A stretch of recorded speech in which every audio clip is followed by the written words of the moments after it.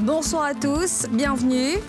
C'est un véritable joyau architectural. Le leader de la téléphonie mobile en Côte d'Ivoire a inauguré ce vendredi son nouveau siège, une cérémonie en présence de nombreuses personnalités, dont le président Alassane Ouattara et le PDG du groupe Orange. Cannes 2021 au Cameroun, le Sénégal a affronté la Guinée ce vendredi, une rencontre qui s'est soldée par un match nul. Les deux voisins ouest-africains n'ont pas su se départager. Un match timidement suivi ici à Abidjan. Pendant la crise sanitaire de la Covid-19, la Côte d'Ivoire est l'un des pays où les travailleurs ont très vite et bien adopté le télétravail. Ce sont les mots du PDG du groupe Orange. Il est à Abidjan pour l'inauguration du nouveau siège de l'entreprise qui abritera bientôt la 5G, une cérémonie en présence de nombreuses personnalités, dont le président Alassane Ouattara. Nadja Eja, Kimo Eric. Haut de 7 niveaux, sur une superficie de 18 000 m², ce nouveau siège social de Orange Côte d'Ivoire, au-delà d'être un joyau architectural, marque son ancrage dans le pays. Un acte fort pour ce leader du marché qui comptabilise 25 ans d'existence en terre ivoirienne avec plus de 15 millions de clients. C'est d'abord un outil au service du groupe, un outil au service de ses salariés, un outil au service de ses clients. Nous portons la conviction que ce que nous faisons sera un levier essentiel du développement, de la croissance, du rayonnement de la Côte d'Ivoire. Inauguré en présence du président de la République Alassane Ouattara, après 4 ans de travaux, ce siège ultra connecté qui disposera de la 5G arrive à point nommé, surtout en raison de l'importance du secteur dans un contexte sanitaire marqué par la pandémie de coronavirus. Nous avons, par exemple, facilité l'accès au contenu éducatif. Dans beaucoup de pays du continent, nous avons mis en place des forfaits sociaux. Nous avons aussi apporté notre contribution à la lutte contre l'épidémie elle-même, notamment à travers la mise en place des applications. Le télétravail a été multiplié par 7 en moyenne dans le monde.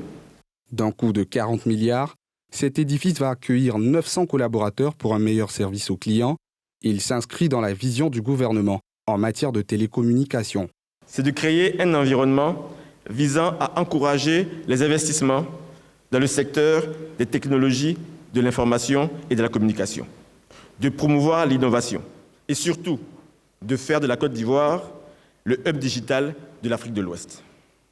L'écosystème qui sera ainsi créé sera favorable à la formation de la jeunesse, à la réduction de la fracture numérique, à la réduction de la fracture territoriale et mettra également en exergue le savoir-faire technologique ivoirien. Au cours de cette cérémonie, Stéphane Richard, président directeur général du groupe, a été fait commandeur de l'Ordre national de Côte d'Ivoire. Plus tard dans la journée, il a été reçu en audience par le président de la République, Alassane Ouattara. Parmi les points abordés, on note l'amélioration de la couverture du pays sur les réseaux mobiles, le développement de la fibre optique et la digitalisation de la Côte d'Ivoire.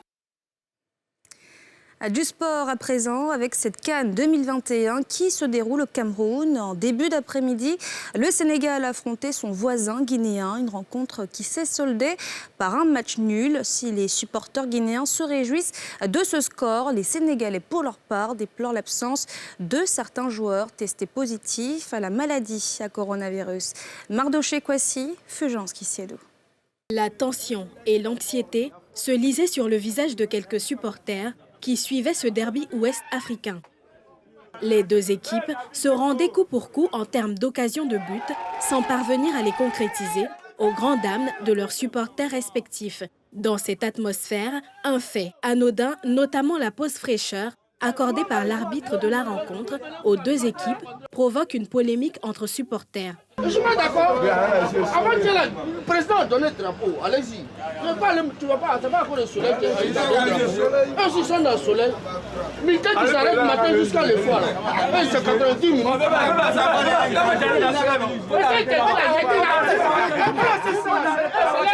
Deux questions majeures les opposent, la programmation des matchs qui ne tient pas compte des conditions climatiques et le droit des joueurs à faire une pause fraîcheur. J'aurais pu revoir les heures de pointage des matchs, par exemple vers 16h, 16h30, jouer plusieurs matchs. Là, c'est mieux que de mettre les matchs en plein soleil comme ça à 14h. Vous voyez qu'à certaines heures, les arbitres donnent des heures de pause pour aller se déshydrater et autres. Donc il faudrait qu'ils revoient un peu les heures pour que les joueurs puissent donner le meilleur d'eux-mêmes. Je regarde le match, je vois que les deux équipes sont nulles. Les autres supporters ne devraient pas nous dire que non, que c'est le soleil qui fait qui les empêche de jouer.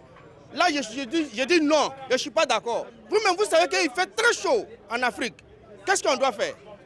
Et ce n'est pas aujourd'hui que vous allez venir nous dire qu'il fait chaud.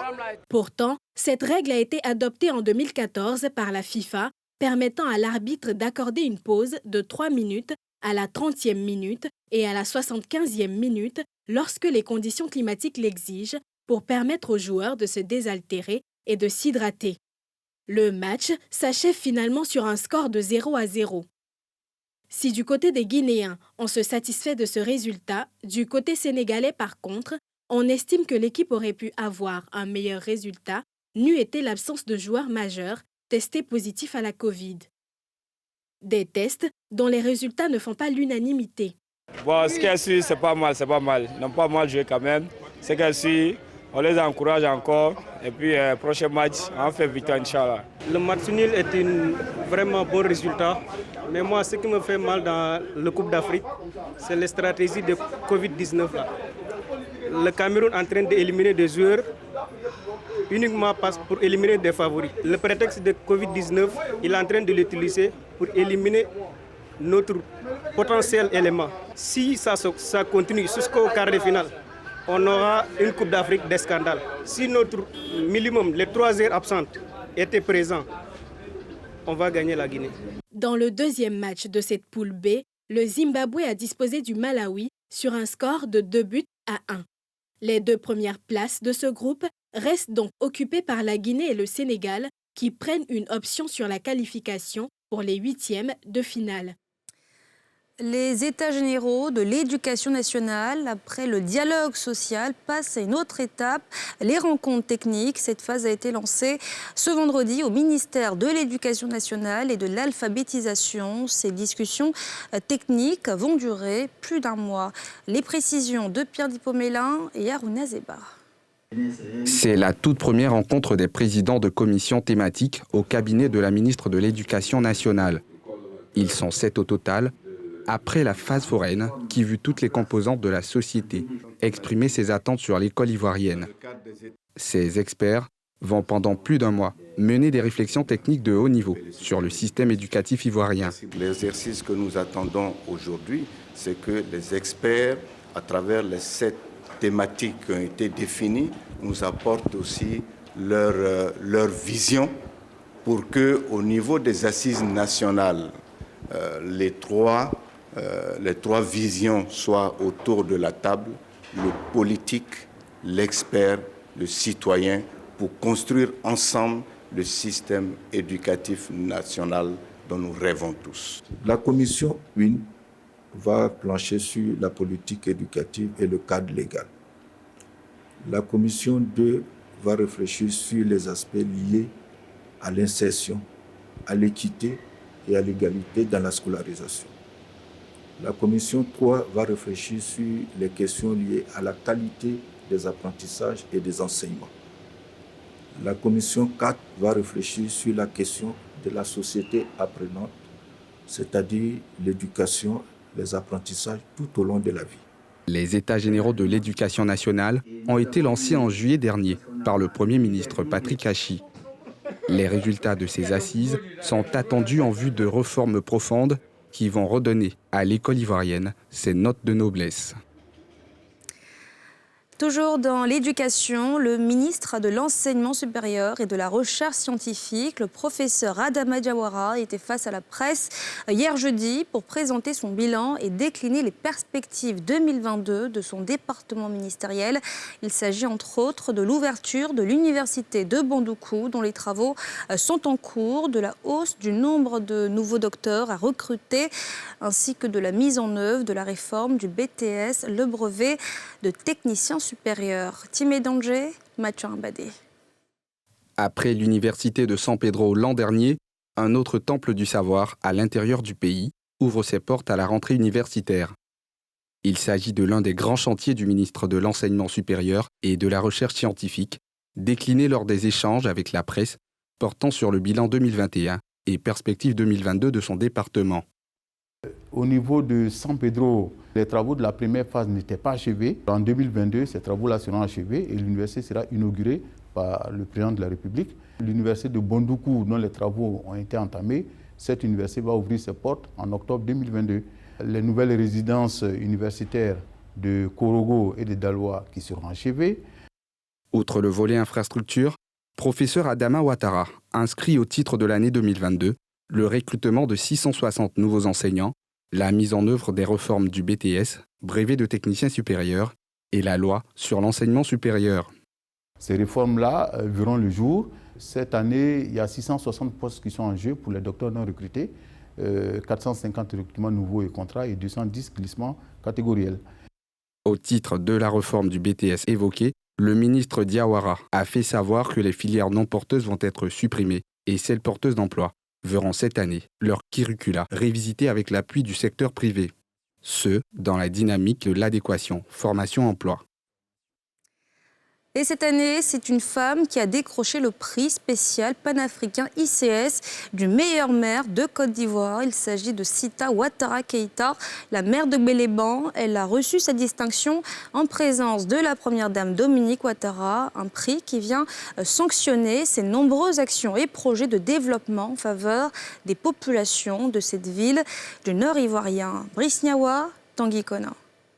C'est en présence de la première dame Dominique Ouattara, de plusieurs membres du gouvernement et autorités administratives, politiques et coutumières que Sita Ouattara, maire de la commune de Gbéléban, a reçu le prix spécial panafricain ICS 2021-2022 de la meilleure maire de Côte d'Ivoire. Cette distinction vient couronner les nombreuses réalisations infrastructurelles et sociales qui ont donné un véritable coup d'accélérateur au développement de Gbéléban. Elle a transformé l'hôpital de Gbéléban en un hôpital général avec un plateau technique assez fourni. Il y a aussi les centres de santé dans les différentes villes comme Gbessasso, Gbanla. Et c'est toutes ces actions-là, les uns mises ensemble, qui ont valu donc la distinction du prix du meilleur maire de Côte d'Ivoire à Mme Sita Ouattara, épouse Keïta. Sita Ouattara Keïta a pris l'engagement d'œuvrer davantage à la modernisation de sa commune. Je m'attellerai à cette tâche avec toute mon énergie et ma ferme volonté de hisser cette commune de taille encore modeste au rang des grandes communes cités modernes. Les remerciements vont à l'équipe municipale et à toutes les filles et les fils de Gbéléban qui œuvrent sans relâche pour le bien-être des habitants de notre belle petite cité Gbéléban-la-Coquette. Une distinction qui pourrait faire des émules. Je pense que nous allons prendre un exemple sur cette ville, sur Madame le maire, pour amener, pour booster les autres communes à faire comme la commune de Gbéléban et pourquoi pas l'année prochaine mériter ces prix. La maire a également obtenu du FAFSI, le Fonds d'appui aux femmes de Côte d'Ivoire, des financements d'un montant global de 100 millions de francs CFA pour des projets d'autonomisation des femmes. Sita Ouattara Keïta succède à Joachim Lagui, maire de la commune d'Oumé, qui avait reçu ce prix l'édition précédente. À Yopougon, précisément entre le carrefour Siporex et celui de la zone industrielle, la circulation est très difficile pour les usagers de la route. Ils pointent du doigt la dégradation très avancée de la voie et la présence des commerces sur la chaussée, une situation qui leur est très pénible. Le constat de Brice Niawa et Mathieu Imbadé.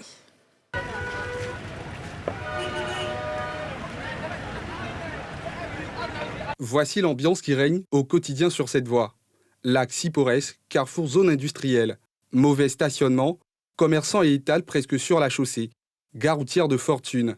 Des agents de sécurité font du mieux qu'ils peuvent, mais la bataille de la discipline n'est pas gagnée. Le trou là, ça gâte voiture là. Non, madame, ça gâte même. Tout là, c'est mal gâté. Il y a longtemps ça est là. Chaque jour, il y a un embouteillage ici là. À cause des trous là. Les gens qui vont sur la route là, c'est eux qui créent embouteillage. Ils mettent les bagages sur la route, les véhicules ne peuvent pas circuler. Conscients du danger que cela représente, en attendant leur relocalisation prévue par la mairie de Yopougon, ces commerçantes disent ne pas avoir d'autre choix que d'exposer leurs articles sur le domaine public, notamment le trottoir. C'est dangereux pour nous, ce n'est pas de notre volonté, mais on n'a pas un coin fixe pour s'en aller. La mairie dit que s'ils vont commencer à faire la route là, ils vont venir nous enlever ici et nous installer quelque part. Donc on attend. L'élargissement de cette voie est attendu par les usagers, mais la discipline et le respect des règles de conduite sont les seules réponses durables à l'embouteillage et au désordre. Et c'est ainsi que s'achève ce journal. Merci de l'avoir suivi. Excellente suite de programmes sur la nouvelle chaîne ivoirienne.